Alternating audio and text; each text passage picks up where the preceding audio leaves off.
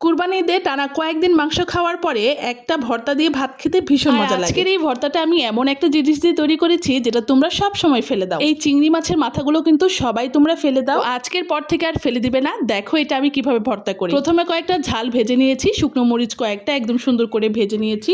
এরপরে সেই তেলে পেঁয়াজ কুচি দিয়েছি রসুন কুচি আর কাঁচা মরিচ কয়েকটা দিয়েছি। এটা একদম ভাজা ভাজা করে নেব। এই ভর্তাটা ঠিক এভাবেই করলে কিন্তু বেশি টেস্টি হয়। পেঁয়াজ রসুনগুলো একটু লাল লাল হয়ে আসলে আমরা একটা পাত্রে নামিয়ে রাখি। এরপর সেই কড়াইয়ে চিংড়ি মাছের মাথাগুলো ধুয়ে রেখেছিলাম, সেগুলো দিয়ে হালকা একটু হলুদ আর লবণ দিয়ে ভালো করে কড়া করে ভেজে নেব। চিংড়ি মাছের মাথাগুলো পানি দিয়ে সিদ্ধ করার কোনো দরকার নেই, এগুলো এমনিতেই সিদ্ধ হয়ে যাবে। তোমরা চাইলে এটা ব্লেন্ডারও ব্লেন্ড করে নিতে পারো, তবে পাটায় পিষা ভর্তাটা কিন্তু আমার বেশি পছন্দ। শিলপাটা ভালো করে ধুয়ে পরিষ্কার করে নিয়েছি। এতে শুকনা মরিচ আর ভাজা পেঁয়াজ রসুন দিয়ে একটু মিহি করে বেটে নেব।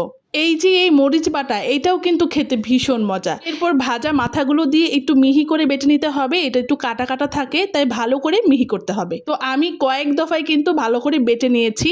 ও সাথে কিন্তু লবণও দিয়েছি। আর এমনভাবে বেটেছি বোঝার কোনো অস্তিত্বই নেই যে এখানে চিংড়ি মাছের মাথা দিয়েছি। শেষ পর্যায়ে এই ভর্তায় যোগ করে দিব কাঁচা সরিষার তেল। আর ভর্তা করলে পাটায় মাখা ভাত খাবো না তা কি করে হয়? জানি এই ভর্তা দেখে সবারই খেতে ইচ্ছে করছে। নাও এই শেষের লুকমাটা তোমাদের জন্য।